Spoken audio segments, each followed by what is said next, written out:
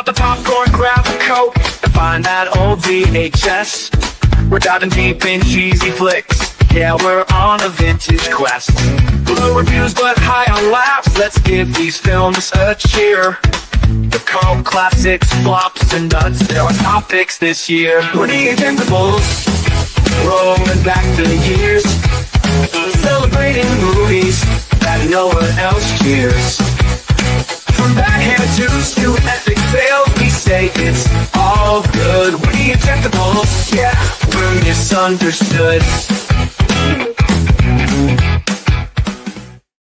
Welcome to the Ejectables. This is the show where movie enthusiasts Bill and Ian join forces with a weekly rotating guest to celebrate movies that we feel have been unjustly panned by the critics or sadly ignored and forgotten by audiences.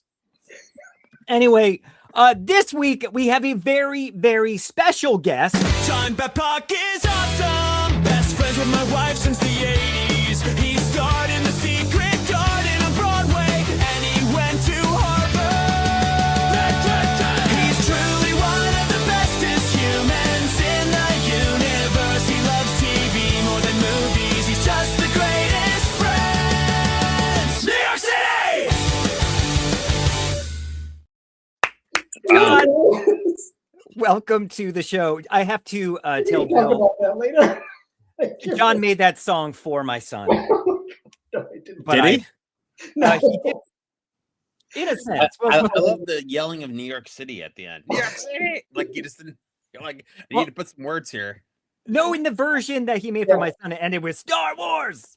Oh, I made okay. a version of that song for Oliver, but Well, if you that need to was go something somewhere, else. Thank you for doing this, Oh, John. thank you for having me. Okay, now yeah. I did say in that song, it does say that you've been friends with my wife since the 80s, but you've been one of my very best friends since the late 90s when I met you. I So know. thank you. I've known you a long time. It's just I've known your wife my whole life. So I've known Bill longer than both of you, though I saw you on Broadway before I met Bill. Oh, interesting. I was Yeah. on Broadway also. Nice. Were you? Yes. I was the little flower girl in The Secret Garden, also with John. Oh my God! Yeah. Oh, John was the kid in the wheelchair. Yeah. Can't believe you wrote that song. Oh my God. Anyway, New York. I'm happy to be here. Thank you. That was just sort of a lot to take in. Have you seen any No way. new movies lately that you recommend or hate? Hate. No, I haven't seen. I rewatched. What did I watch this week? Sorry. I've just been watching these three movies over and over, basically. Did you watch each one like 5 times? Like 3 times. Yeah, I watched each of these movies 3 times. So. You're going to be so disappointed with the lack of depth we go into on Oh these. no, not at all. But yes, We're very surface level. that's fine. But I want it to be That's okay. because I've never done this before. Thank you for doing it. Yeah. Yeah, we have one of our other friends named Mike Kendall comes on and he watches every movie like 10 times. So he's prepared. And I always feel bad we don't take advantage of all of his research, but today we'll take advantage of yours. Well, we'll see. Yeah. I did in the song, it mentions that you like TV more than movies. Yeah. So and you're here though. And we talk about I'm movies. here. I do love movies. It's just, in the 2020s, I've gotten very accustomed to the really long arcs of television shows. So If you name a show, Bill, he has seen it. If Yeah, it's brand new, he has seen it. I watch a lot of TV. A Punky Brewster? I was a Punky Brewster fan. Yeah. He's from our time. Yeah, you guys are like the same age, I think. Yeah, I'm 36. Yep. Yeah. 36. Yeah. Yeah. Yeah. 28. So, do you know anything about our resident opera singer? Have you seen him? Do you know? You have to try. You have to care. For me. You're my friend. Are we gonna make somebody sleep with the fishes? Do not eject. Do not eject. Do not eject this. That's the saddest one we have. But the opera singer, that's his way of asking, what is your pick for our show this week, John? My pick for our show this week was The New World, the 2005 Terrence Malick movie that I think went largely unseen. I don't know. For the show, did you watch? I know I said to you I was going to watch the extended edition. Did you go to the theatrical or extended? I watched the extended edition because I actually have the Criterion collection, like DVDs of all of them, and my DVD player broke. So no. Yes. Uh-oh. So and for appearing on the show, you get a free DVD. Ian will mail it to you. Free DVD. You can have this. Oh, nice. Yeah. So I was so good. also compare them, but I wound up just getting the extended one on Amazon so I can watch it. I mean, the theatrical version's in there. You just have to separate it from all the other stuff. Yeah. But there was like a 40-minute difference between the two? There's a big difference. And I guess there were 3 versions too. There was like a theatrical and then a 150 and then 172. Yeah, the second one was the director's vision. Yeah. But he was joking, laugh out loud. Psych. So he was joking? But he did the director's cut. Yeah. So there's 3 versions. There's Ian. Okay, let me explain to you, Ian. No, I know. I read about it. There's the director's cut, and then there's the extended version that's on the Criterion DVD. Yeah. Yeah. He's a little infamous for not making up his mind. He's a little crazy. Yeah. I don't know if he knows about Terrence Malick. And then editing to the last minute. Yeah. Yeah.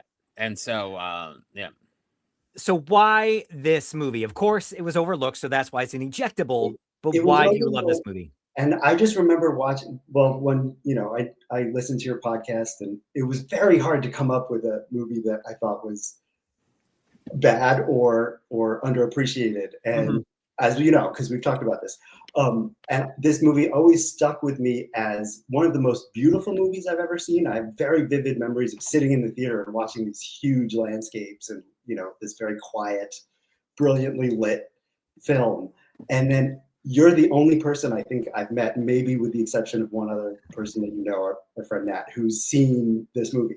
Like nobody in my life has seen this movie, and it's never on TV. So I thought, it would fit the bill for this sort of thing.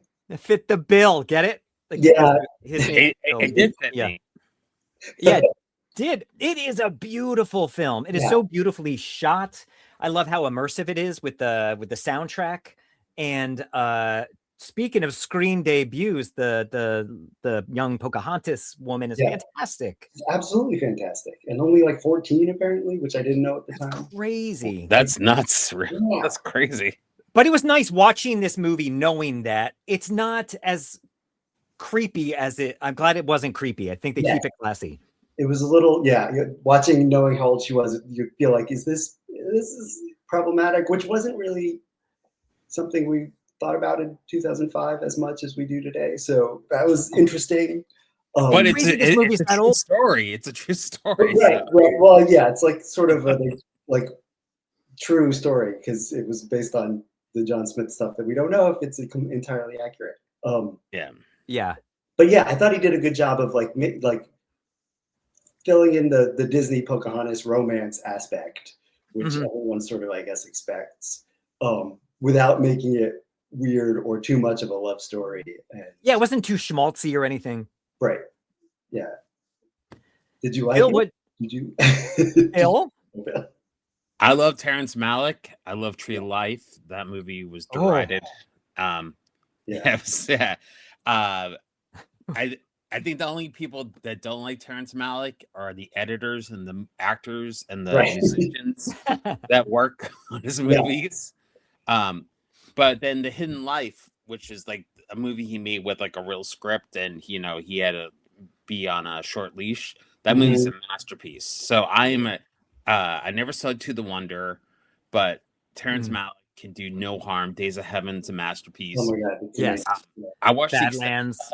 It's absolutely beautiful. I kind of wish, James Horner did the score for the movie, and he hates. They hate each other, right? Yeah. Oh, and Christopher Plummer hates him because he cut out most of his stuff. Christopher, he doesn't now. What? Oh, jeez. Give him? Oh, he's dead. He's dead. He died. When did he die? Last year, right? Yeah, last year. Yeah. And so it's I mean, it's just impressive. It's poetry and art. I wish that he did what he did with Hidden Life and he trusted the script more, because when he has a really tight story that's not so all over the place, and I think he does wonders. But yeah, this is one of the best movies that New Line Cinema ever made. It's like crazy that it came out, that they made this movie and stuff like that. I don't like the Thin Red Line too much. I think there's a lot of hype on that. But yeah, I love moments of Thin Red Line. Yeah, Colin Farrell was awesome. Christian Bale was great. If you're looking for the story of Pocahontas, I do think the Disney version might be a little bit better, even with the Vanessa Williams songs. But if you're just looking for artistry, this is the movie for you. I mean, it's just crazy. I wonder how the DP felt about him, because he must have been a pain in the ass, you know? Oh, but it's gorgeous. It is so gorgeous. Yeah. I think the story, I did like Hidden Life. Again, I saw that right after my surgery, so I was very kind of drugged up and don't remember it too well. But I remember it being much more kind of conventional film. And I love the dreaminess, how we're just hearing what's the thoughts in their heads, the reflectiveness of it. But I think the story moves along, and I don't find it boring. I could see some audiences not enjoying it. Should we watch a trailer? Sure. Sure. Let's go on a trailer.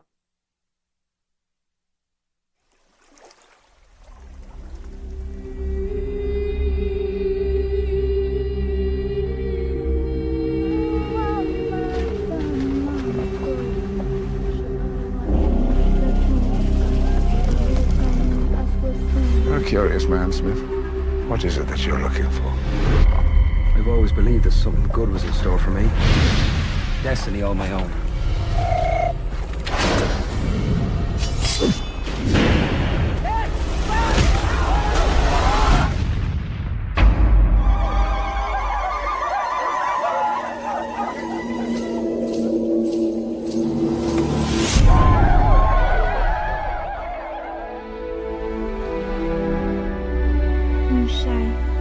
Lips. Lips.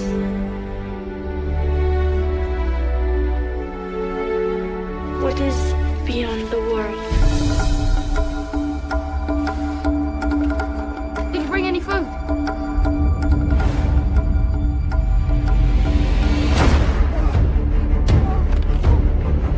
We must live in peace with these people. Our survival depends upon it.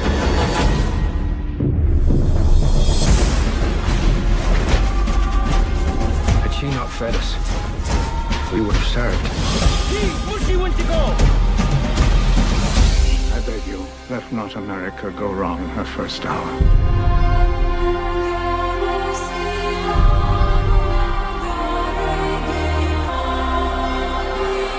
We could leave this place together.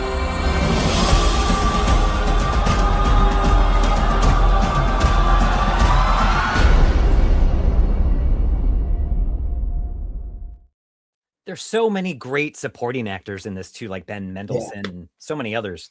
And then, so it came out in 2005. It wasn't nominated for anything except for Best Cinematography. It lost to The Aviator.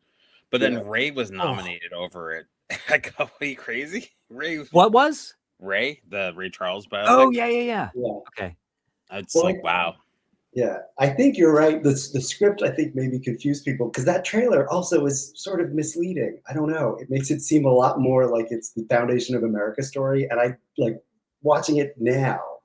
I actually like it more that it's not really about that necessarily as like a through line, because it goes from John Smith being the protagonist to Pocahontas being and her marriage with Christian Bale, John Rolfe's character, or Christian Bale's character, John Rolfe.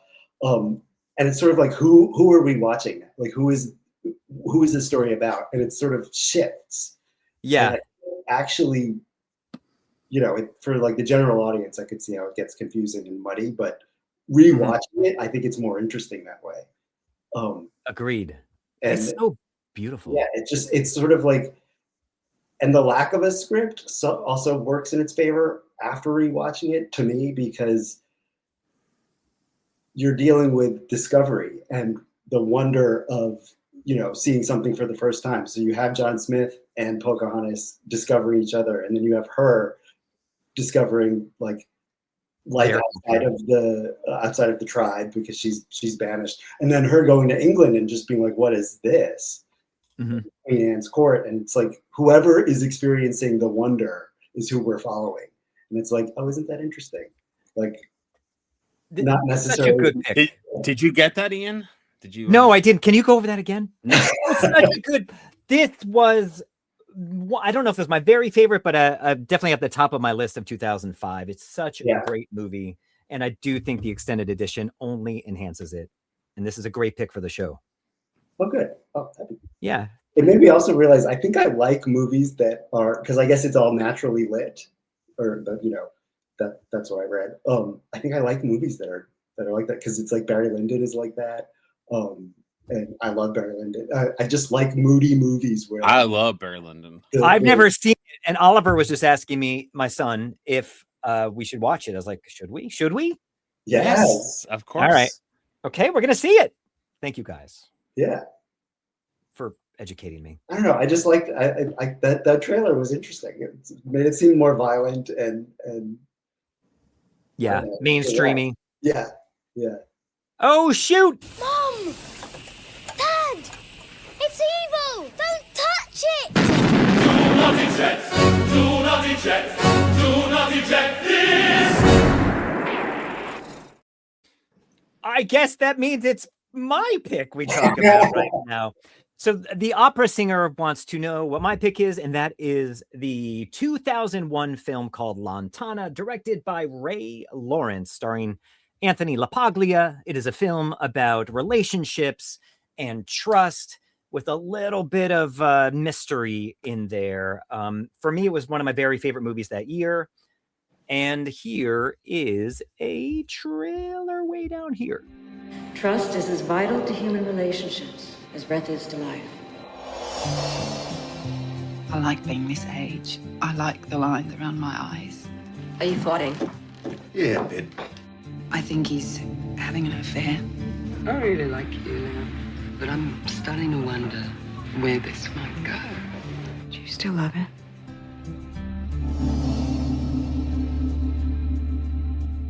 I hate what's happening to us. I hate it. We don't talk anymore. He told me that making love to her was like trying to fill an empty well. Listen, why don't we take separate cars? I've got a late meeting, and that way you won't have to wait for me in town. Mr. Summers, would you mind telling me what happened last night? I got home around midnight. The car wasn't here. How's your marriage been lately, John? It's fine. How's yours? Up and down.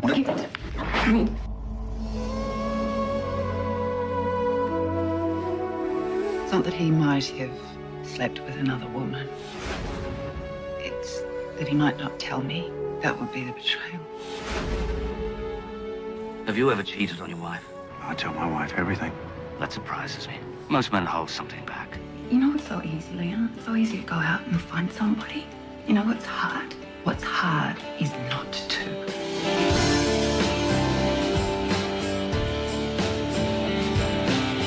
If your wife got into a car with a stranger, some man, and didn't come home, what would you imagine?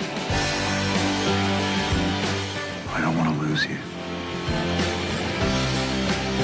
I don't want this to be happening to us.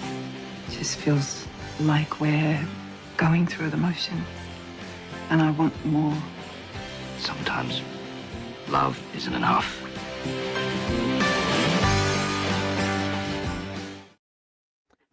This movie was a critical darling in 2001. It got great reviews. I'm surprised you didn't see it with us, John, because John was our neighbor in Hollywood at the time. Yeah, it is. I'm surprised too. It made me really nostalgic, this movie. God, yeah. Yeah, no, well, what'd you think of it? I liked it. It made me, I know it's like, not be honest. No, I'm being honest because it's not technically a 90s movie, but it made me nostalgic for 90s movies, basically, because it felt very much like that genre of, you know, psychological, like depression and people. Indie drama. Yeah, yeah. And the sort of misty, like nothing's clear, and the way the mystery is unfolding, but it's not really about the mystery. Like it was very 90s to me, and I was happy to watch it, and I can't believe I'd never seen it before. I like that it plays to our assumptions and we jump to conclusions, and they're totally Right. playing us the whole movie. But I think it works.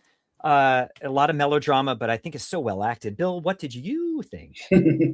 So whenever Ian has to pick, I have this reaction.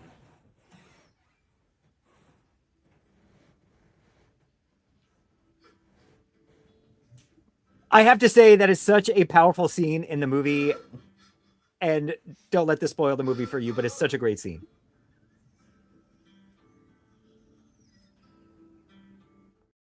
Be tortured. That's such a good scene. So when you see my next pick, you will understand that I picked. I was doing a theme with John called about interlopers and Western society. But we didn't discuss this. I just thought you would assume this. No. So then Ian picks a good drama. Okay. It is a very good movie. I don't know if the Blu-ray I saw, there's a lot of framing issues that were just really bad. I don't know if it's the DVD of it. So it's not super well directed, but I just don't know if it's the Blu-ray I saw because it was it's really an international movie. It's an Australian movie. Anthony LaPaglia can do no wrong. I'm glad I saw it. Would I recommend it? If I was doing an episode of Interlopers, I wouldn't pick a movie about Australians having affairs and muddled We didn't discuss it. I would have chosen differently. Though I did almost choose another movie, but I didn't. Yeah, but Anthony LaPaglia's wife was great. If you want a CBC production of a Harold Pinter play, this is for you. That's acceptable. Yeah, it's really good. It's good drama, excellent acting. And Bill definitely recommends it because I do have to remind me when you get a little critical of my picks, I have to remember this quote. Weekend at Bernie's is one of the greatest films of all time. And that makes me go like, okay, I'm smarter than I think.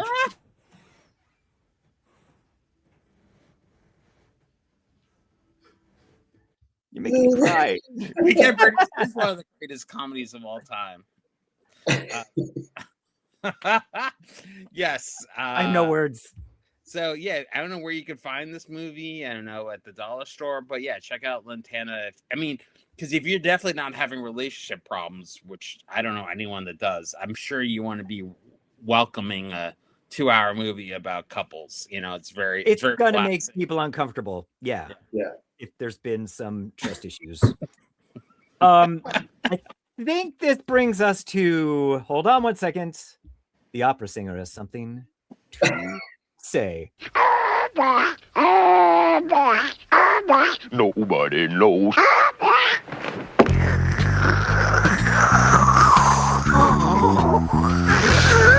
not eject, do not eject, do not eject this. Yes! I like it. Bill, what's your pick? All right, let me play the trailer.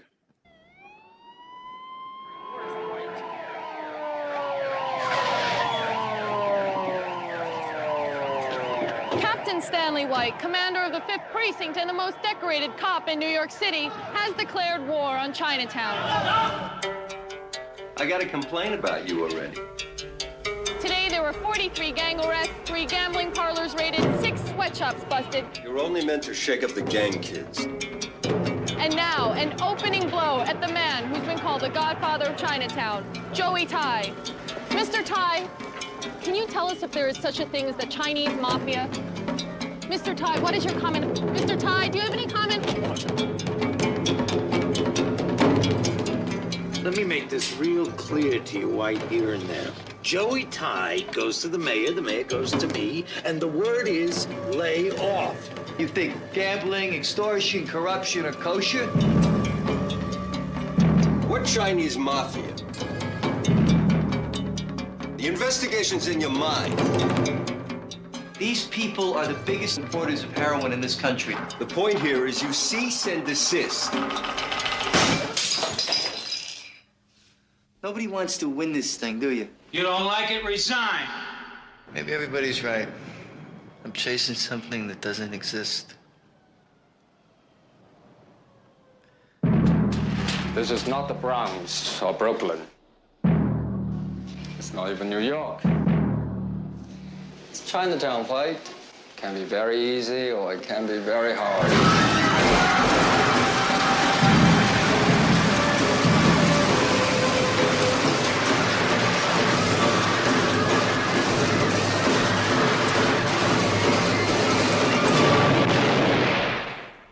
You care too much, Stanley. How can anybody care too much? Wow. Wow. Year of the Dragon. So it's So, Bill, why? 1985. MGM's movie Year of the Dragon, written by Oliver Stone and Michael Cimino, directed by Michael Cimino, starring Mickey Rourke. So, like I said, I picked this movie about because of interlopers, it was kind of not like a really big hit. Michael was coming off. He did Heaven's Gate. Did he do a movie? I think this was his first time his first time directing since he had that chance. He was on budget. He got through the movie pretty quickly, and so that gave him a second lease on life. And excuse me, it's just an awesome movie. The only problem with it is that if you see Trapped in Paradise, Dana Carvey imitates Mickey Rourke. And so when I see Mickey Rourke now, I can only think about Dana Carvey. That's an issue. What else about it? This is sort of a problem with it too. Well, yeah, I mean, it was supposed to be Joan Chen, but they wanted someone that looked like they were born here. But I think the movie was ahead of its time, what can I say? John, what did you think? I surprisingly really liked it. Because at first I wasn't sure. And I remember being a kid and hearing about protests to this movie, but I'd never seen it. Oh, really?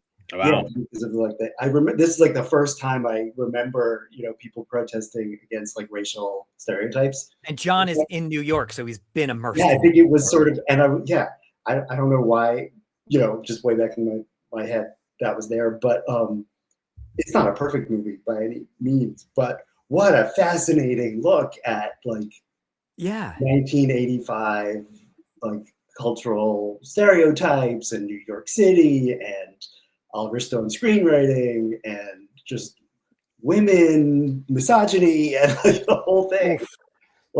It was fascinating. So I'm really glad I watched it. We just rewatched Blowout last night, the De Palma film with Travolta. And when it ends, because Capucine, my wife, had never seen it. And she's like, oh, I'm like, what'd you think? She's like, well, once you get past the misogyny, it's an interesting story. But in the same way I liked that, I appreciate this movie. It's melodramatic. Yeah. It's got a nice, powerful score. I had only seen the action set pieces of this movie back in the 80s. I never saw the whole movie. I was expecting a movie that was going to be kind of dated and racist, but it kind of deals with all races, and no one gets out unscathed in this film.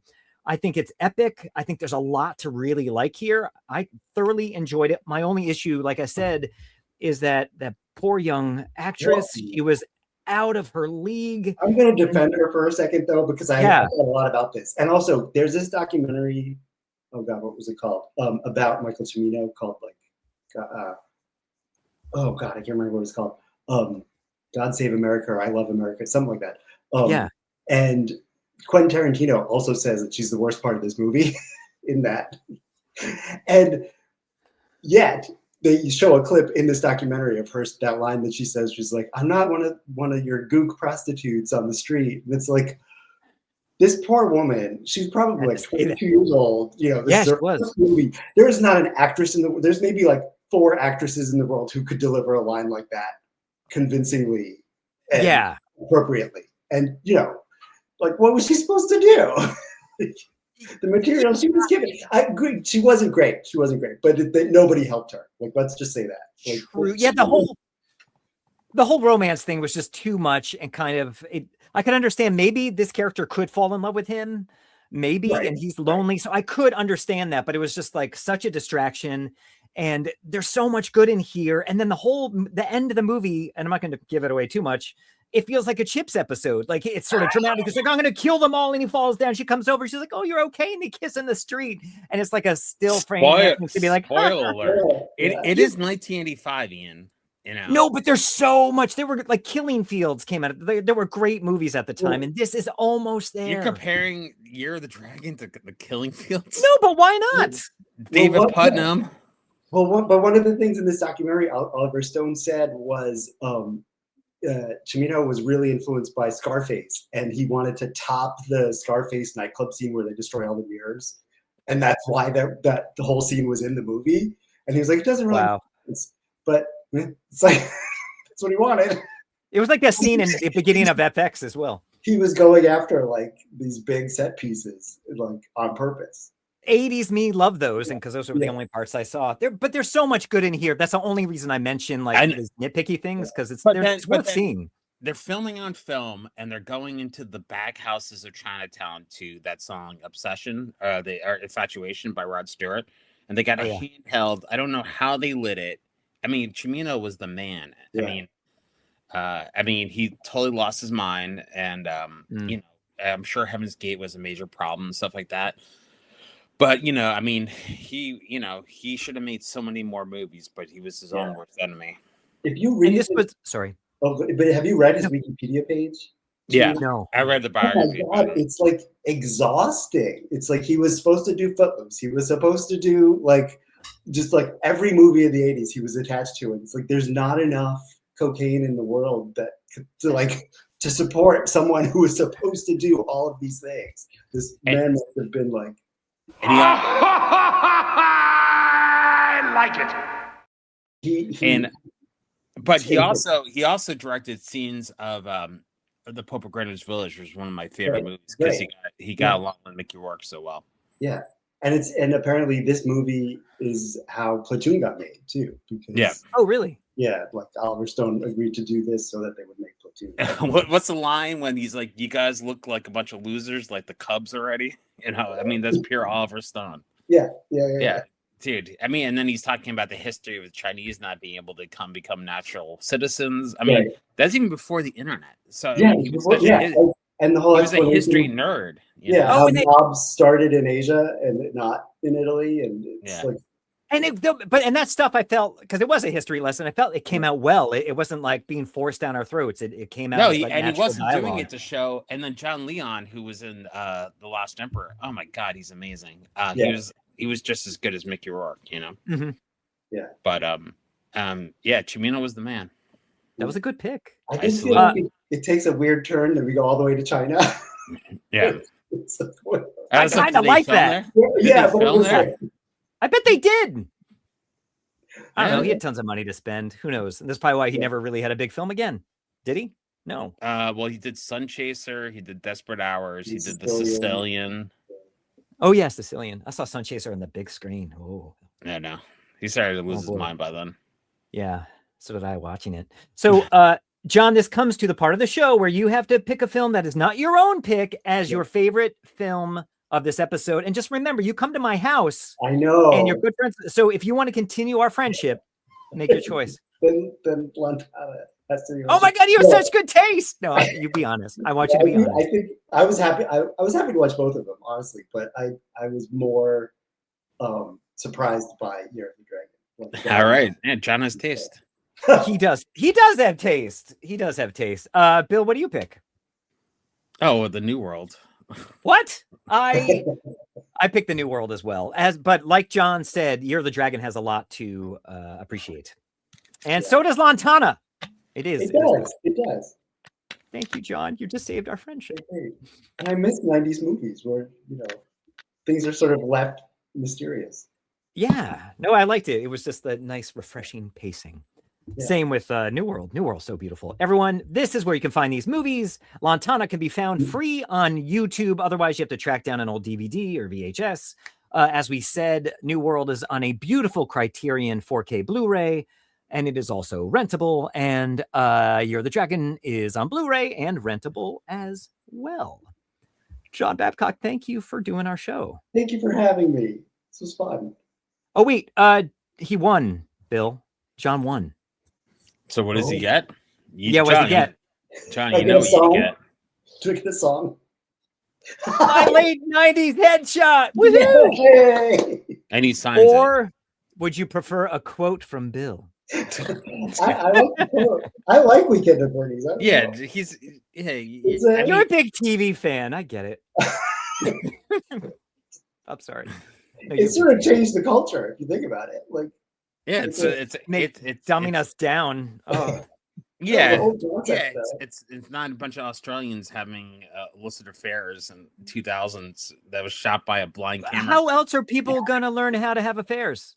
Yeah, they need a guidebook. And what that captivating murder that was about, I've seen don't spoil. No spoils. Boy, what a thrill ride Lantana was. I love oh man, I was on the edge of my seat there, Ian. It's so good. It's really good. See it. Thank you, John Babcock. Stand by for 1 second. Thank you, everyone else. Like, share, tell your friends not to watch Year of the Dragon. No, I'm kidding. See it. Okay. We're the Ejectables, rolling back the years, celebrating movies that no one else cheers. From backhand juice to epic fails, we say it's all good. We're the Ejectables, yeah, we're misunderstood.